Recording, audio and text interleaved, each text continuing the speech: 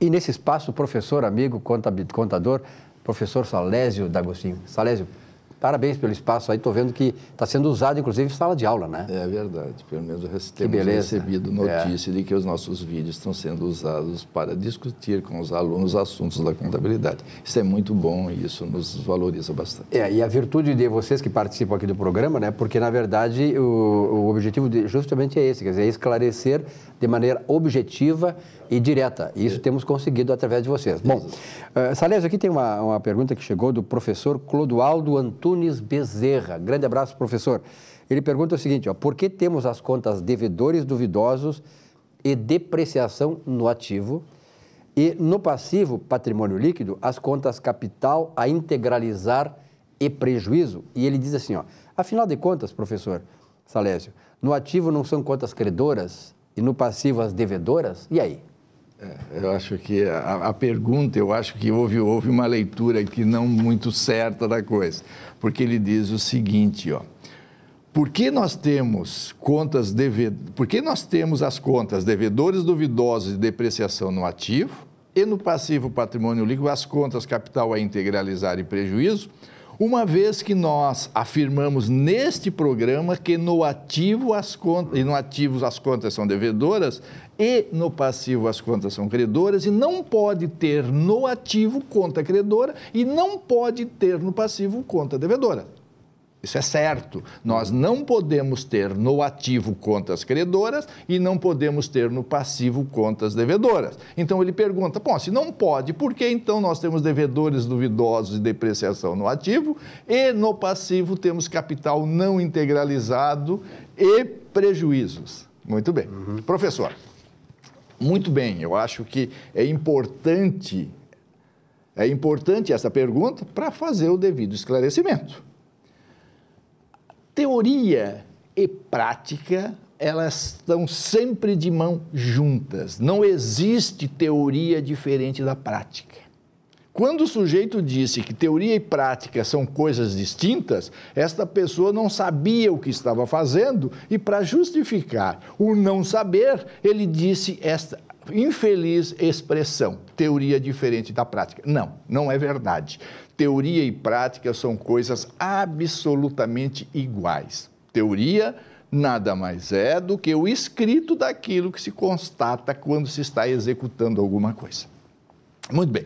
Na teoria da contabilidade, é dito que débito é tudo aquilo que nós temos. Débito é o que se tem, débito é o que é meu, o que me pertence.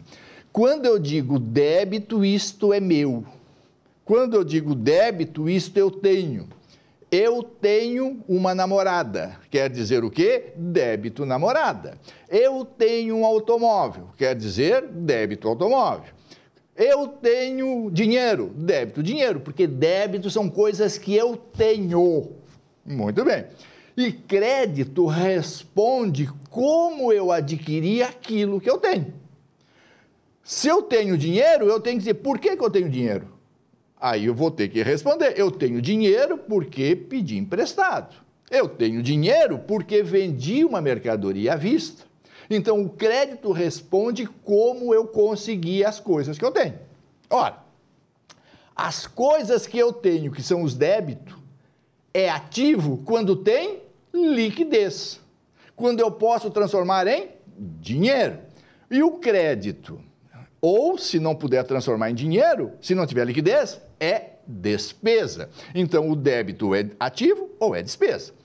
A origem deste débito, a origem das coisas que eu tenho, ou é um passivo ou é uma receita. Se for passivo, gera obrigações. Se for receita, não gera obrigações. Muito bem, não existe outra explicação. E isso é teoria da contabilidade. Isto é, coisas que obrigatoriamente têm que acontecer quando nós estamos executando.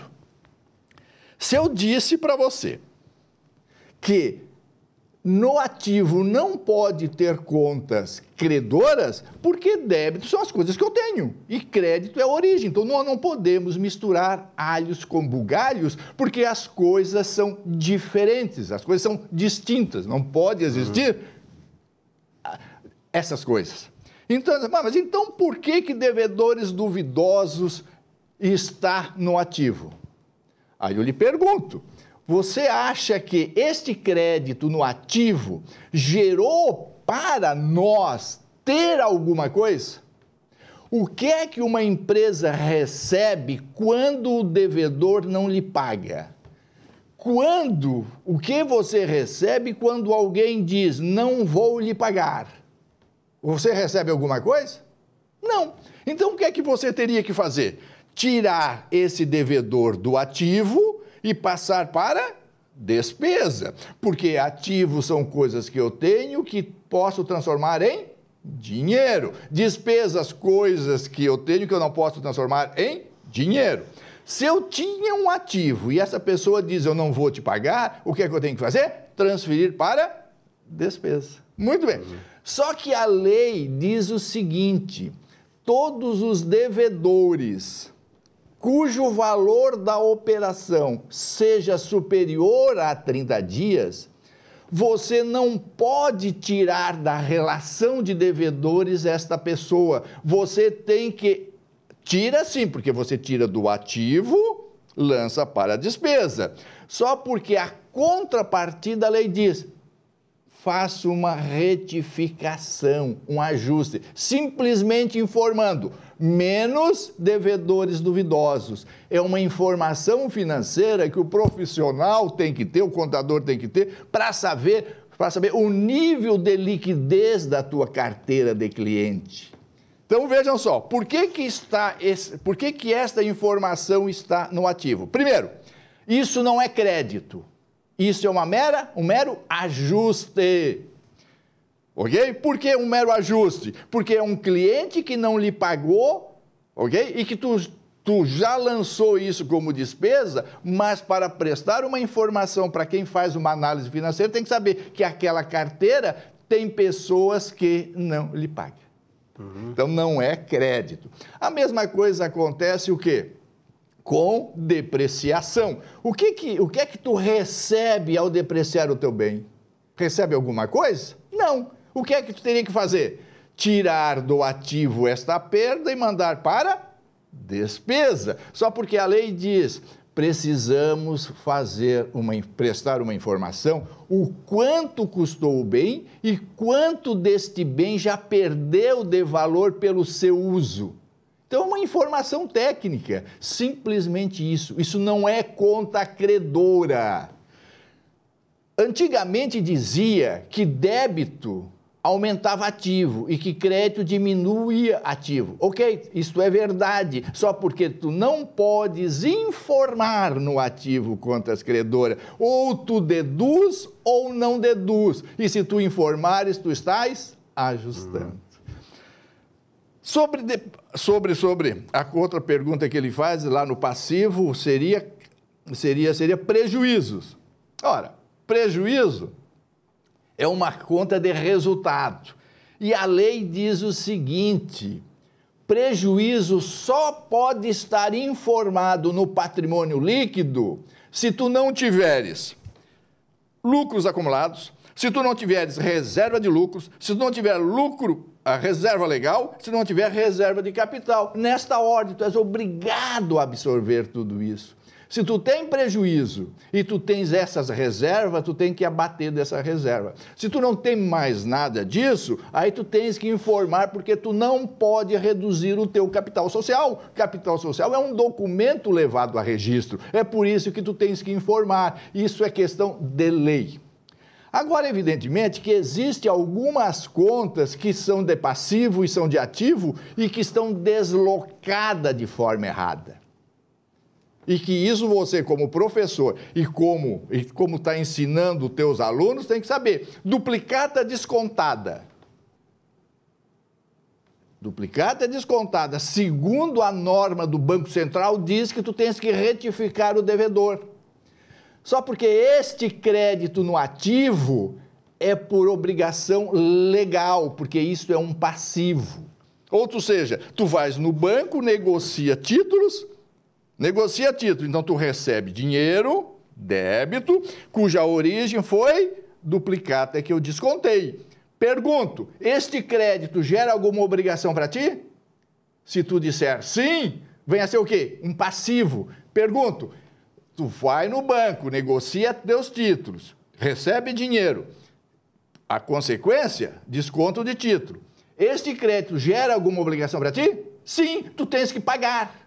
Se o teu cliente pagou, o banco retém o dinheiro. Se o cliente não pagou, tu vai ter que pagar para o banco. Então, isto é um passivo. Está no ativo de forma errada, por uma obrigação da lei. A mesma coisa acontece com capital não integralizado. O capital não integralizado está retificando o patrimônio líquido, retificando o capital. Isso está certo? Não, está errado. Por que está errado?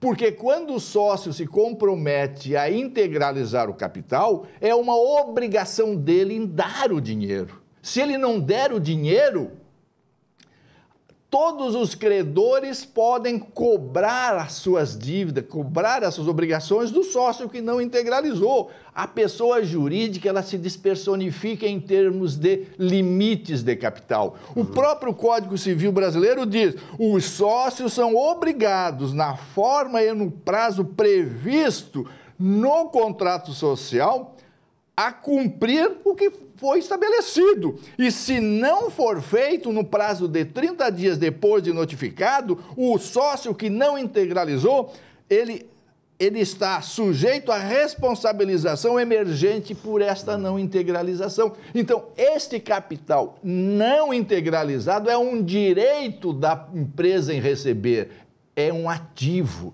Está no passivo, por quê? Por uma obrigação legal, mas não podemos dizer que isso não é ativo. Toda vez que nós temos capital não integralizado, você que vai fazer uma análise financeira terá que transferir esses valores para o ativo, porque isso é um direito realizável.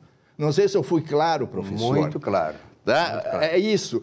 Nós temos que obedecer à teoria da contabilidade. E prática é a mesma coisa, não existe diferença. Se eu digo que débito são coisas que têm liquidez e por isso é ativo, e débito que não tem liquidez é despesa, ao executar, esse resultado tem que estar caracterizado. Se eu tenho um ativo e esse ativo eu não consigo receber, isso deixa de ser ativo e passa a ser despesa. Se eu tenho uma máquina e essa máquina eu não consigo mais vender, isso deixa de ser ativo e passa a ser despesa. A mesma coisa é no passivo. Passivo gera obrigações, receita não. Se eu tenho uma dívida e a pessoa me perdoou a dívida, eu tenho que transferir esta dívida para a receita, porque receita é todo o crédito que não me gera obrigação. E se alguém me perdoa a dívida, eu não devo mais para ele. E é isso, e assim nós temos que obedecer